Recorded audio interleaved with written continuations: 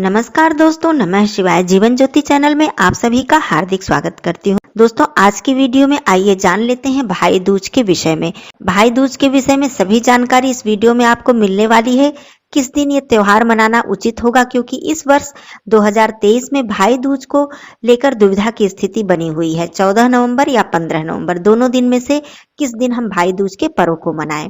साथ ही भाई दूज के दिन भाई टीका करने का अर्थात भाई को तिलक करने का शुभ मुहूर्त क्या होने वाला है, और इसके साथ ही साथ आप लोग ये भी जानेंगे कि इस त्योहार को, जिसे कि भाई दूज के नाम से जाना जाता है, इसे यम द्वितीया क्यों कहते हैं, इसके पीछे क्या कारण है, इसके पीछे की क्या कथा है। तो ये सारी बातें आप लोग जानेंगे, और भाई को किस प्रकार से तिलक करें, कैसे मनाएं इस पर्व को, सारी बातें इस वीडियो में आप लोग जानेंगे।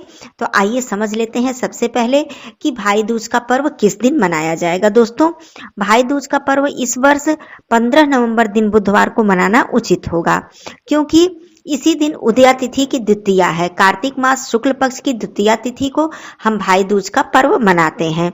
इस बार मैं तिथि की शुरुआत की बात करूं तो तिथि जो द्वितीया तिथि है वो शुरू होगी 14 नवंबर को दोपहर 2:36 से, और यह समाप्त होगी 15 नवंबर को दोपहर 1:47 पर। तो इस प्रकार से उदया तिथि हमें 15 नवंबर को प्राप्त हो रही है।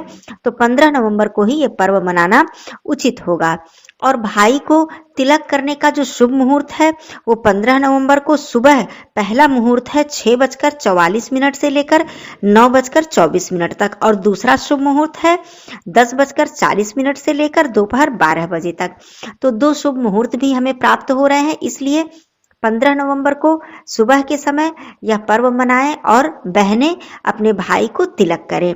दोस्तों, सबसे पहली बात मैं आइए बता देती हूँ कि इस पर्व को यम द्वितीया क्यों कहते हैं, इसके पीछे क्या कारण है। दोस्तों, पौराणिक मान्यता के अनुसार यह कहा जाता है कि सूर्य पुत्र यमराज, जो कि मृत्यु के देवता हैं, वो सब पहली बार अपनी बहन यमुना के घर गए थे। इसी दिन कार्तिक शुक्ल पक्ष की द्वितीया तिथि को यमराज यमुना के घर पहली बार गए थे।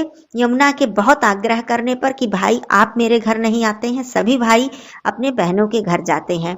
तो यमुना के घर गए और उस दिन यमुना ने अपने भाई को तिलक किया, उन्हें बहुत ही तरह तरह के व्यंजन और पकवान बनाकर खिलाए, और यमुना ने यह भी कहा कि इस दिन जो भी भाई अपने बहन के घर आएगा उससे यमराज प्रसन्न होंगे, उसे अकाल मृत्यु का भय नहीं होगा और उसके जीवन में सुख समृद्धि सदा बनी रहेगी। यह यमुना का आशीर्वाद है।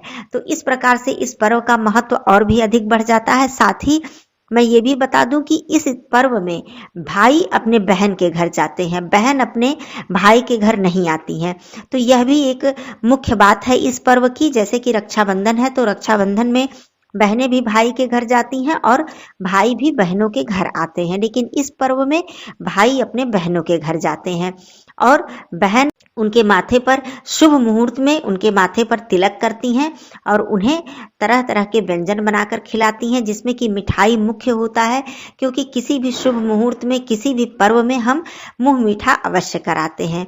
किसी का भी मुंह मीठा कराना हमारे लिए बहुत ही ये शुभ माना जाता है। तो इस तरह से भाई का बहुत ही स्वागत और सत्कार बहनें करती हैं। तो आप लोग इस पर्व को इसी तरह से मनाएं और अपने भाई को तिलक करें, अपने हाथों से तरह तरह के व्यंजन बनाकर अपने भाई को खिलाएं। कहा जाता है इस दिन भाई को नारियल का गोला देना बहुत ही शुभ होता है। वैसे भी नारियल को श्रीफल कहा गया है और हर शुभ मांगलिक कार्य में, हर पूजा पाठ में हमें नारियल का हम प्रयोग करते हैं। तो इस तरह से यह भी शुभता का प्रतीक है।